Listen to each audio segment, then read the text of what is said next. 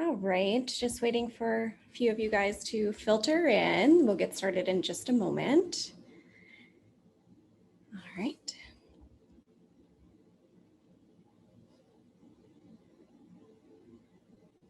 Hope everyone's having a good morning and so far, and maybe you're settled in with some nice lunch or a snack.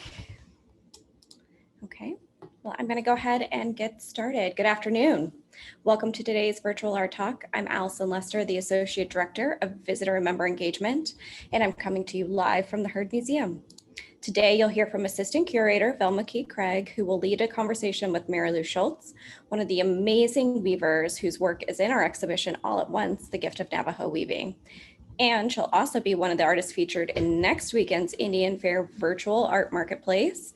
This year's Indian Fair and Market will be a hybrid event comprising of both virtual and in-person experiences, with more than 300 artists from 75 tribal affiliations presented in a virtual art marketplace, cultural performances on the fair website throughout the weekend, an in-person and virtual juried competition show and sale. Those tickets are on sale, so please visit the fair website for that link. And then more than 75,000 have been collected in cash prizes to be awarded for the Best of Show jury competition. And that will be unveiled in a virtual event next Thursday evening at 5 o'clock. You should have received an email titled Your Members Only Guide to the 2021 Indian Fair and Market with links to all of these events. If not, or if you would like any assistance in planning your weekend, please don't hesitate to reach out to us. Now I'm going to quickly go through our webinar housekeeping. I invite you all to participate through the chat box, where you are welcome to let us know what you think of the webinar or even talk with each other. Just make sure you select everyone if you would like your comments to be seen by more than just me and the panelists. At the very end of the discussion, I'll come back on to open the Q&A. And at that time, please submit your questions. You can do so in the Q&A box or just place them in the comments. I will monitor both. If you have any technical difficulties, you can always call the membership helpline. I will drop that number as the first comment in the chat. And we will also have a brief survey for you once the event has ended. These surveys are so valuable for us, and we're constantly making changes because of the comments you've sent us. So with that, I'm going to go ahead and turn it over to Velma.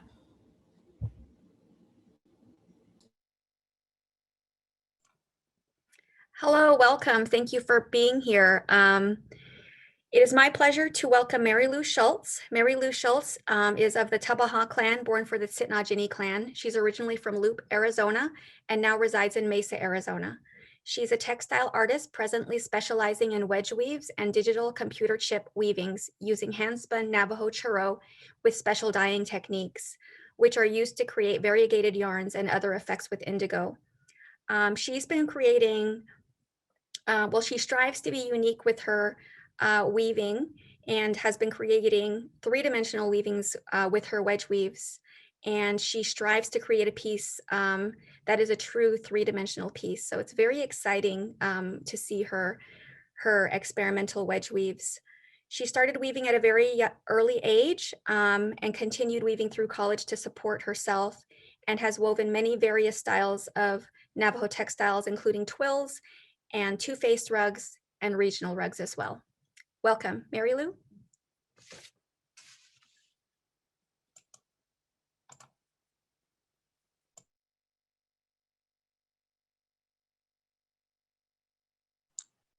There. Good afternoon. Good to be here to have the conversation with everyone. And I'm excited about the presentation and share my work that I've been doing. So with that, and thanks for the intro, Velma.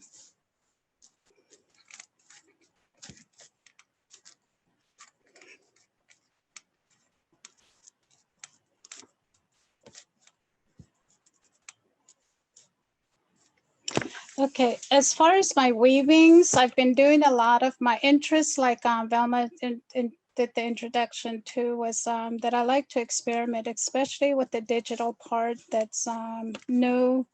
And I know with Navajo weavings, going through the history, it has evolved, and a lot of the weavings that going through the history has really been our grandmothers and ancestors have been influenced by their surroundings, what all the changes that have happened around the world, as well as what has come on to their land at the time that they were living. And all those influence them. So even today, as individuals, as artists, we are being influenced by everything around us, especially technology.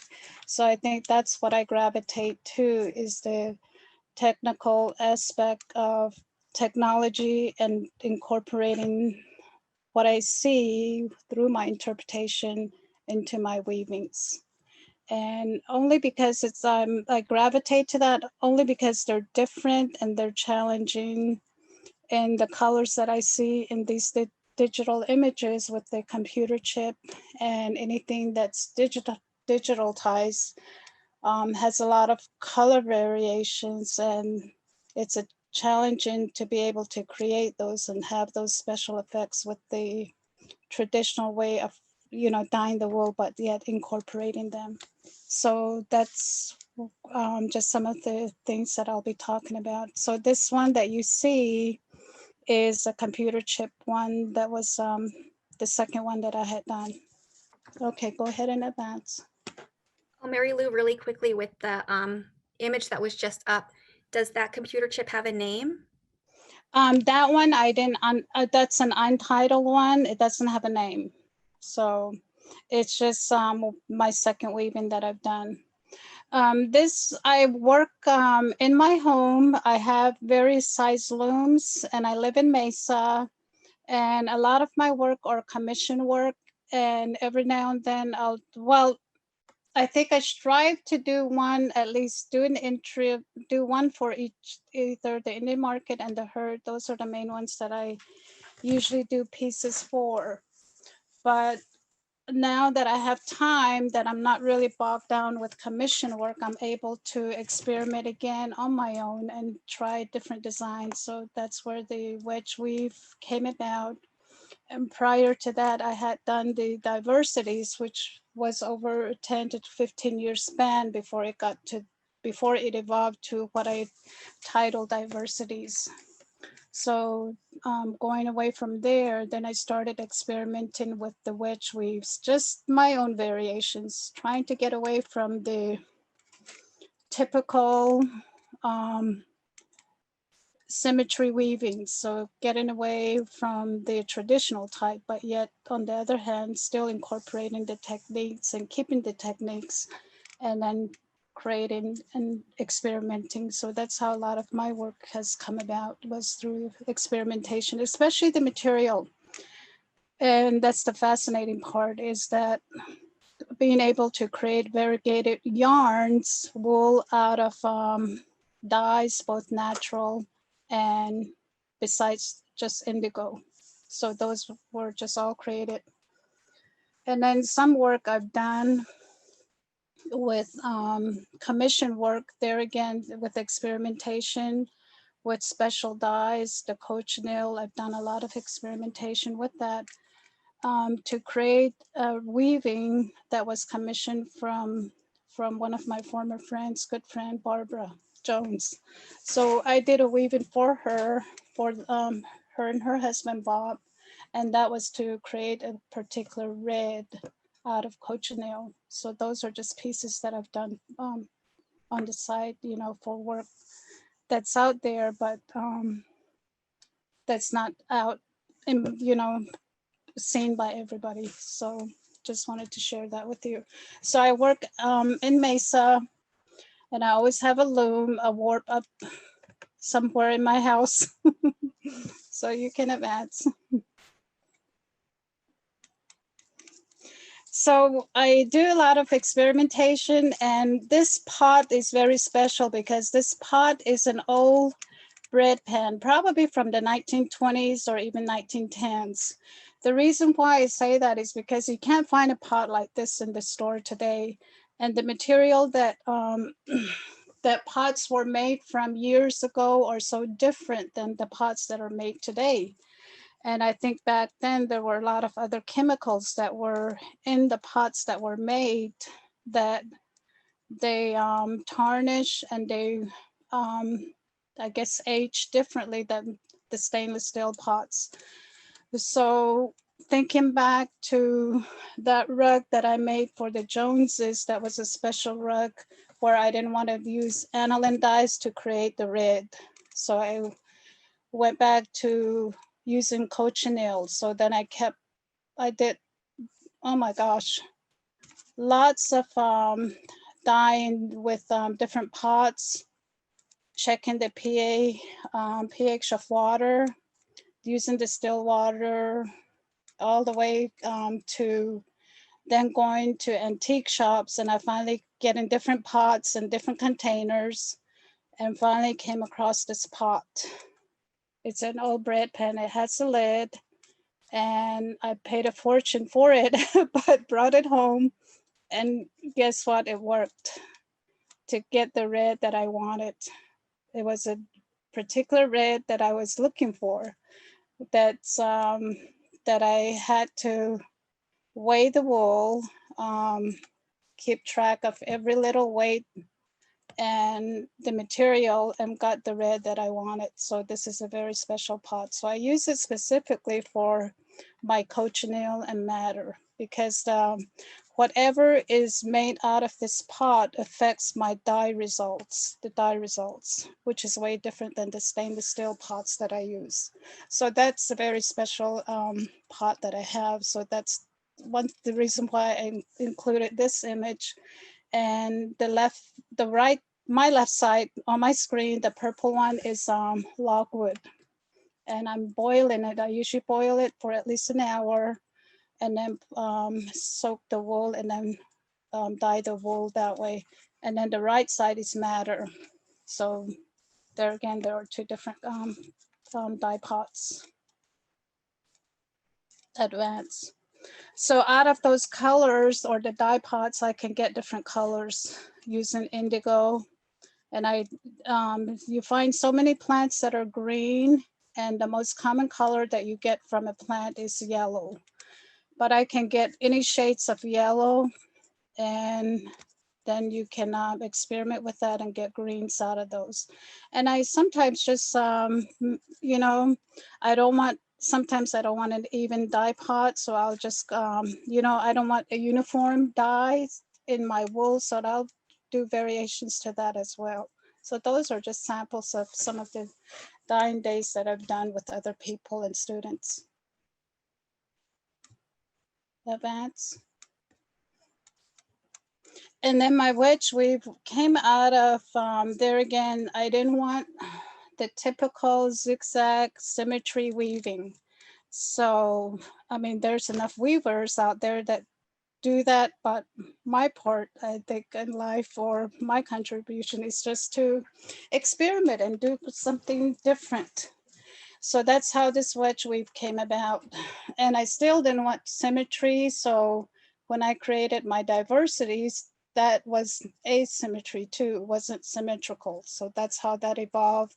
And from there, it was just a different way of doing my weavings. And a lot of that was also influenced by being asked to do the Intel Pentium chip, because that didn't have symmetry. So that's how I think I was influenced by that. So from there, my creation was just not have symmetry, and which is way different than the traditional way of thinking. Because when I asked my mom to help me with my digital weaving, because I was pressed for time, I had to be at my job in person.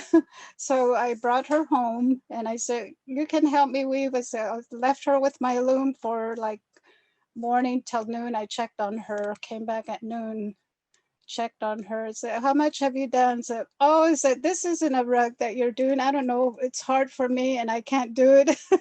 So it was just that, the frame mind of that set of doing the traditional weaving. It was very hard for her to switch over to just being creative and, designing as you go. So a lot of these designs that I do, they're not drawn out ahead of time. My wedge weaves are all created right when I'm sitting there. I never know what the end result is going to be. So that's where the experimentation comes in. And what I like to do is use the different techniques. So in here you see all these variegated different types of yarn. So the designs. So all those are just created by the way the wool is dyed. So it's just, and that's how I've done it. It's just sitting at it and creating. So I never know what the end piece is going to be until it's completely off the loom. So when I first started doing this, I envisioned this to lay flat. But when it came off the loom, it was bubbly, and then I thought, oh wow, I didn't think that was going to happen. So now I have to figure out how am I going to display this, you know, or even have the buyer display it in their home. So so you think of all the different ways that people are going to display, because you want the tapestry to be part of the home and a place for it to be cared for. So that was the other part, is that trying to figure out how I was going to have it displayed. So I found a way to do it. So what I've done is I've done installation, those installation boards. So I take that and just cut it in half and then cover it with fabric, black fabric or whatever color fabric, and I use pins to pin them down. So they're a joy to watch, because each piece is unique, because you never know what shape it's going to take. It just depends on how the weaving is done and how much a certain area is going to bubble up. And then I just cushion the bottom part with stuffing and wool to contain that stuffing or fabric, so it doesn't so it stays contained. And that's how I display those. Next. So that one came up to be like this, and then I'm trying to remember which way I wove it, where I started from. I started from the way that it's the way that it's taken. It's from here to the top. So, and then the other part to this is that I did not want a straight rectangular shaped rug, and I think that was the reason why I knew that the wedge weave would not be straight along the sides. So that was the reason why I also I like to play around with the wedge weave. So that's how this one came about. And that was the second one that came about, is more reds and then more blues. And then I entered one that's called Seasons, and that I added the green to that. So it's like just playing with color too, to see what I can do with the colors and combining those colors. So that was just another one. This one is the digital textile, and this one evolved out of my residency in Europe 2 years ago. I guess time flies. It'll be 2 years this coming summer. And I worked with another artist, and what we wanted to do was incorporate the two cultures, and the way that we thought that we have something in common was through technology. And there again, technology still, that's what I gravitate to. So this is a digital image of the stock market exchange, where without man's input, the image was created. And it's these single lines, there are single lines in here that is the time frame. So everywhere there's a single line, that's what 1 second, you know, it measures 1 second. Within that second, that was created. And I don't remember how many time frames I made in it. So my next project is to do a 6 to 8 feet one, but out of the same colors, but used a brighter blue and a brighter yellow with black, because those are the natural colors of the digital image that was created on the computer from the stock market exchange. Marilou, how big is this one? This one is very small. I think it was only 21. The width was 21 by about 38 or something. So it's not that long. I mean, it's small. It was just a snip of the bigger image, you know. So my goal, I'm anxious to get started on this project, because this one I like to get it done by at least August. So I have time to do it. Okay. Now this one is another micro computer chip too. This one I like because this part here, you know, where the rectangular shapes are in the middle, those remind me of a Navajo bow guard. So I think that's why I gravitated to that and said, oh, I want to make another computer chip. And that was actually how it looked. The only place that I probably modified, there's really no part of it that I modified. It's like that in the chip, and it was red and black as well. So that's what was so interesting, is that whatever technology makes or was created by technology or what's in technology, you can see, you can kind of like somehow make a connection with our own native culture. And that's what's really interesting about, you know, the chip technology. So that's why I wove this one here. So this one went to a home in Albuquerque, north of Albuquerque. And this was also in an exhibition in Germany some summers back. So it's a real nice piece. Now this is the one that's in the exhibition, and the title is Infusion. The reason why I titled it Infusion was because I used different material, and I used metallic thread in the weaving. And I wanted, since, you know, like I said, time changes or fashion changes, so why can't a Navajo wearing blanket change too? You know, it's part of fashion. So that was the idea behind that. And to make it more elegant was by adding the metallic thread to make it sparkly. So there's the traditional elements, the crosses, and then the bands. And so this would be the top, the way that it's presented, and the crosses would come to the front. The back cross would be in the back. And I wanted the back side to point up, you know, from the back view to point up. So that was the reason for that. To make a person look taller rather than, you know, having the lines straight across. So that's why you don't see the lines here, because with, you know, I guess with knowing about clothing design, I didn't want that choppy lines to go across. So that's why you don't have the bands going across.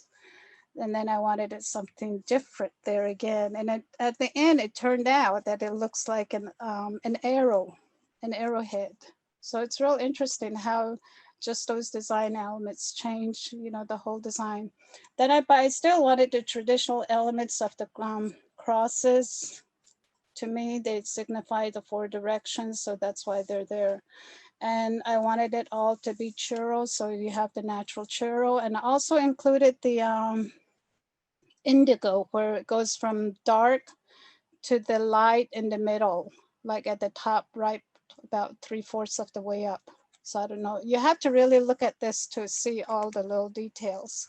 And then I didn't want all crosses in there, so I just put little parts of the other crosses, like a fraction of the crosses there in there. That's why you see like the L's in there. That's just to break it up. So it's not all, you know, just crosses all over. But there's other ideas that I have that I like to do with, there's always something that I like to do different with almost every piece that I've ever done.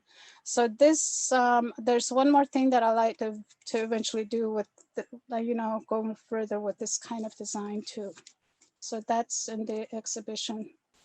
It's a lot of it is hand spun, the majority, and all the indigo is dyed, and I try to add different shades of indigo.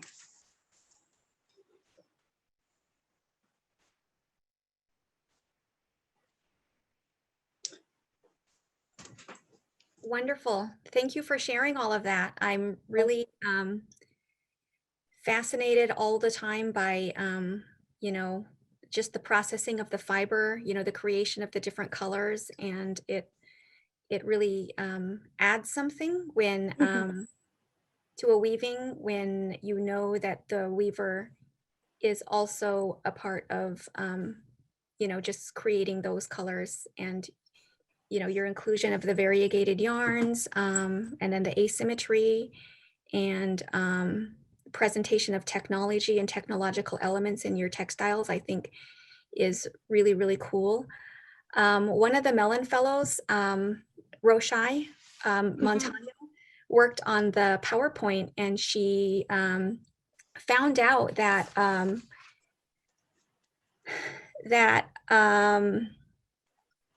there was, what did she say? She said that there was a factory in Shiprock, New Mexico called Fairchild Industries that operated from 1965 to 1975. And they, so there was a big, so Navajo women were laborers at this factory, and they created digital circuits, diodes, and other computer components. Yeah. So there was even like going off of that one, I just found out later, but out in Loop, there we have a Twodene Industries where, gosh, it's been there for quite a while. And they, they employ a lot of our Navajo women, men, and they create circuit boards for GM and a lot of the companies too. So that's out at Loop. You don't hear too much about it, but they're there.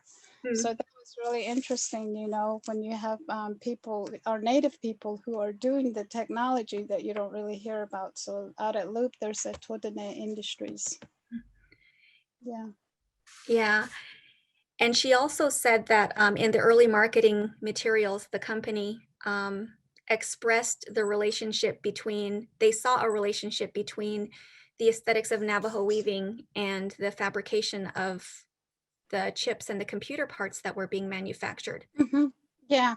So when you think of technology, when you go back to, I've never done the, what do they call, the coding where they had the, before technology, they use those punch cards.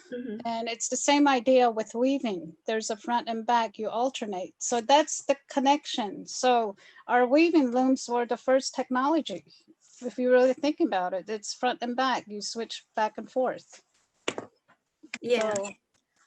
I thought that was fascinating too. I think I came across that a couple years ago, learning about the Jacquard loom and the relationship between computer programming and those early punch cards.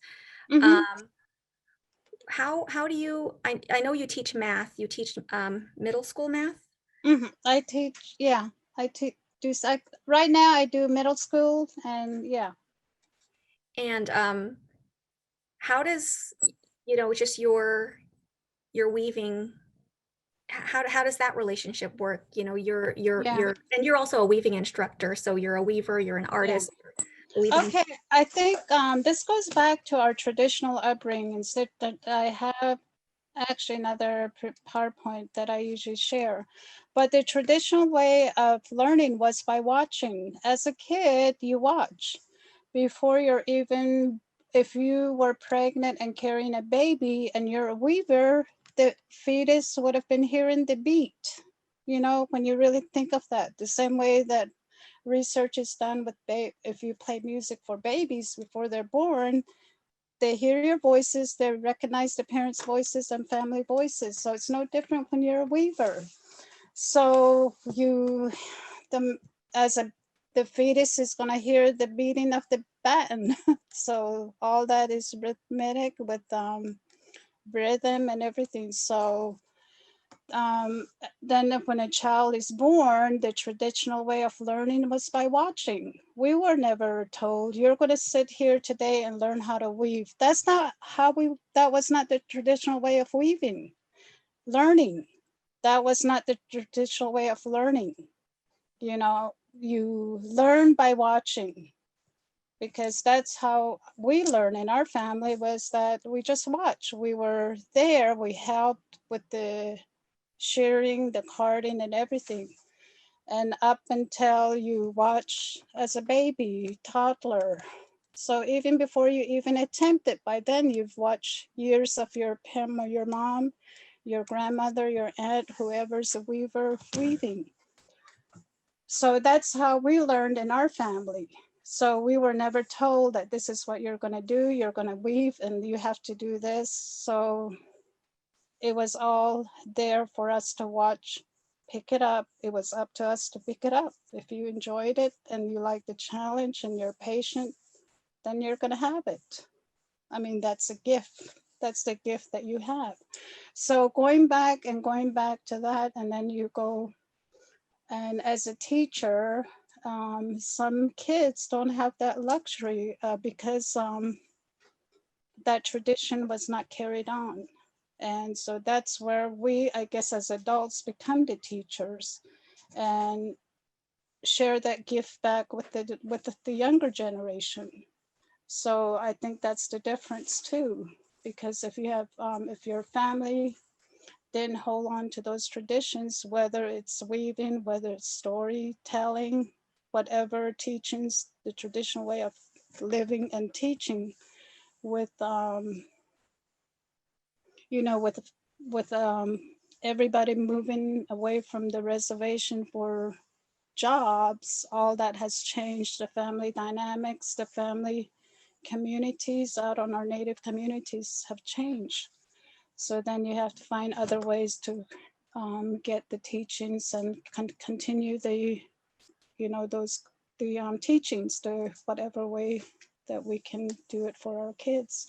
So I think there's, there again, we're influenced by everything around us, technology, so which has influenced our family connections, our relations, you know.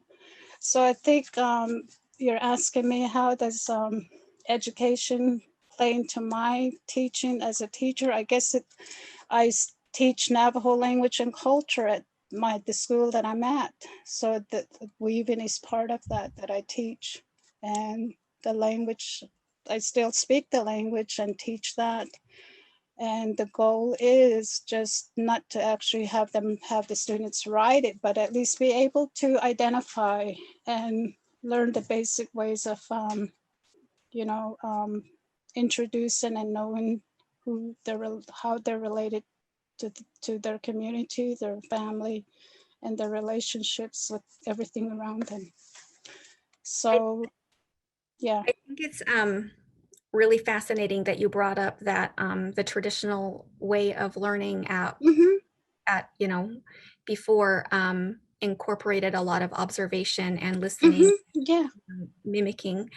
And what I find, I teach weaving as well, and I was also one of these weavers who learned in a classroom. I spent a lot of time with my grandparents as a young, you know, as a child, but never really got past, never really picked up the skills that they learned. So they were both weavers. And I never, it's taken me a while. Like now I think I've come to the same conclusion that you're at, which is that I did learn, like I was being taught, but because it wasn't considered, I mean, it wasn't in a classroom, I didn't understand that was what was happening.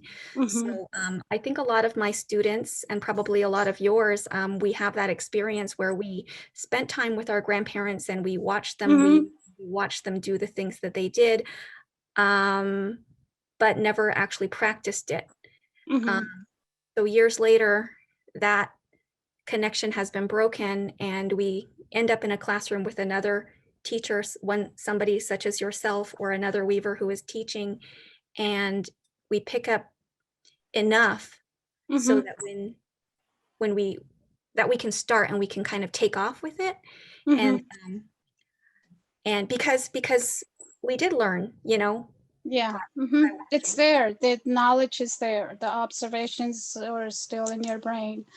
And I think that's where, that's why I said it's up to that individual to, you know, take that gift and take off with it, you know, so it's up to the individual. So I think we all have that gift through our observations from being a child, whether it's your grandparents that you were around, any relative that you were around, you were exposed to it. So if you tap into it, you'll get it back. So it's there. Mhm. I also liked a couple things that you said. Well, first of all, I was really surprised to see all of those colors in that first computer chip that was at the beginning of the presentation. And I thought that those colors were you, but you're saying that that computer chip itself was very colorful? Yeah, yeah, when I was first asked to do the Pentium chip, I guess I didn't give you a copy, but that's out of the natural wool colors. And I was asked to do it. And then I said, okay, I'll do it. But up to that point, after I agreed to do it, I was given the photo. And it was this really elaborate photo. I said, oh my gosh, what did I get myself into? Because I only have a short time. Am I going to even do this? But I did it. You know, when I'm under deadline, I'll do it. But the amazing thing, like you said, you didn't know that all those colors were in the chip. Yes, those are the true colors of the chip. When it's magnified so many times, then you just do see those colors. So that's why I said I gravitated to the red and black one, because those are the two colors that were in that microchip. The same way with the last one, the multicolored one, the blue, red, and whatever. And the people that commissioned that one, they actually had given me like, my request was that, okay, give me a photo of a chip so I can see which one can be done, you know, because I would rather weave something that's challenging and something that can be done rather than some maybe two color tone chip.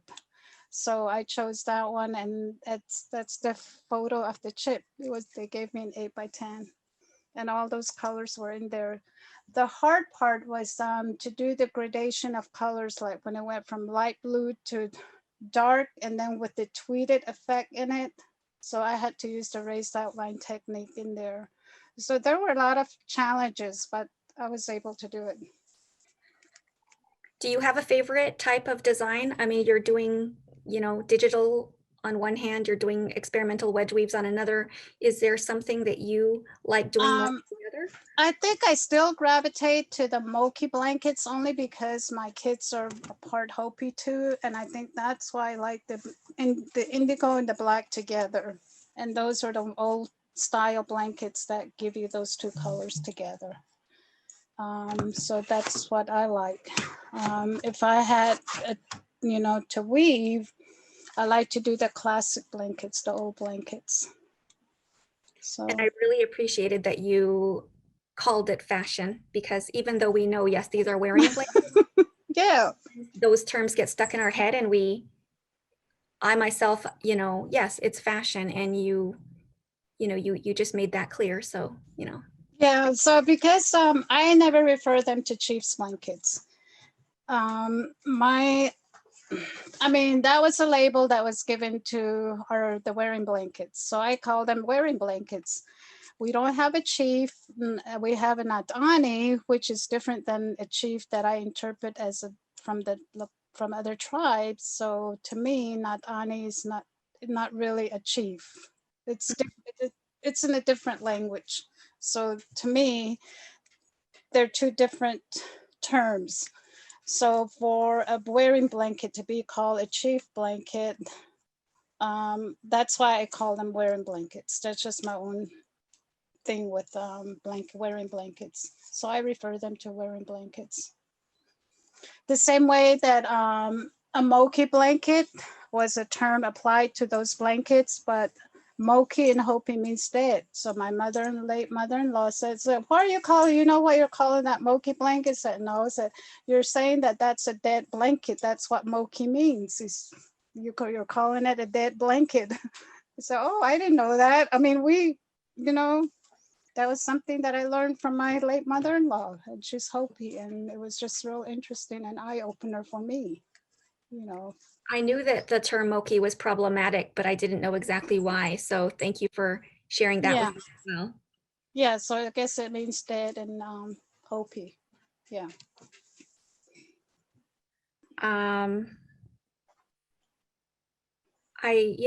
Is there anything I'm really happy that you're here. I think I started weaving about 10 years ago and didn't really know what to weave myself. So I started weaving textiles with technology themes. And I had no idea that there was another weaver in Mesa who has been weaving technology themed textiles for a lot longer than I even came to weaving. So it's really special for me to be able to have a conversation with you. Yeah, so I've done like the QR code too, and I'm waiting for one more that needs to come up, working with another person to do another one. So that one, like I said, I don't share all my work out in public. A lot of it sometimes is just between my buyer that I work with, and that's where my pieces are. But the new one that I've done is actually a 3D. And it's gonna, I don't know, have you guys seen it yet? The one that you entered in market? Yeah. Yeah, I've seen it. I won't give it away though. Yeah. But I went and found them as fast as I could. Okay. Yeah. They're, they're really cool. I think we have a bunch of questions from the audience, so Okay. we'll go ahead and let them take over.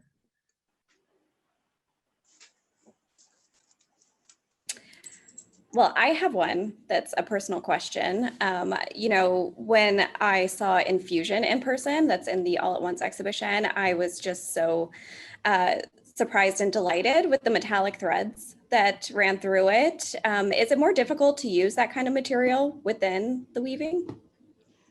It has to be the right material, because you don't want the material that I used was flexible enough where it didn't break, and it has to last too, because I know that when you work with things that are metallic, sometimes they'll break, and then so it had to be something that was flexible enough where it would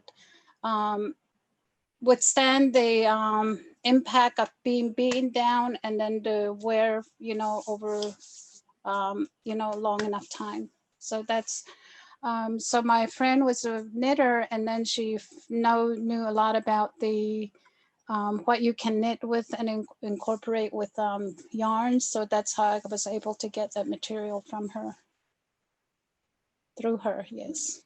Yeah, thank you. If you could collaborate with any artist, who would it be? If I could collaborate with any artist,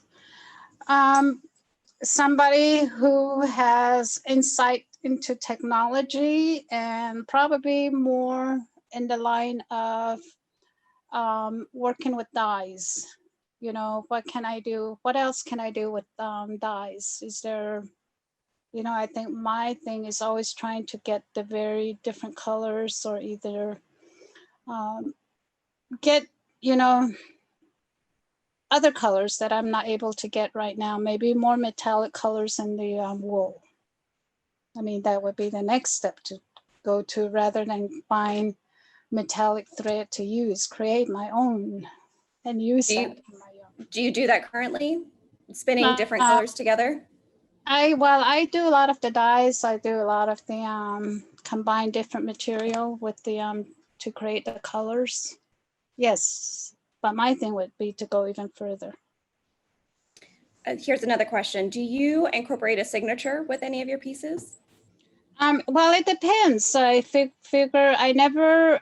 Sometimes I'll do it if it's a buyer request, if it's a commission piece. The diversities, I numbered them, and only the buyer knew where the numbers were. So that one was a series, and I just numbered each one as I made them, and then in Roman numerals, but they didn't really stand out because it was woven right into it with the background. Oh, I like that. Just kind of a fun little secret piece between you and who has the textile. Yeah. Yeah. Yeah. here's another question for you. This is kind of relating back to your other career as a math instructor. Do you use weaving examples in your classes or techniques to supplement your instruction? I do when we get to geometry, and then I also do it when we do multiplication tables. So if you count your warp, you could do it by twos, do it in pairs, 2, 4, 6. But for me, I guess that's where I forgot to mention with Velma, is that I learned to count by threes. I didn't count by twos because I think the normal way that school teaches is that twos are easy. Count by twos. But for me, I started counting by threes because my mom counted by threes, and it was so much faster to learn your multiplications by threes because you did it all the time on your warp. So yeah, you can. Maybe I should have you show me that technique. I've got a 7th grader who's learning or a 7-year-old who's learning multiplication right now, and she's got the count the strings by fives. 3. Yes, count by threes, and guess what? 6 and 9s are going to be real easy, plus the 12s. Those become pretty easy. You know how to work with threes. That's great. Well, we think we've got another minute if somebody else would like to submit a question. Just kind of wait here for a moment to see if there's anything else that comes in. All right.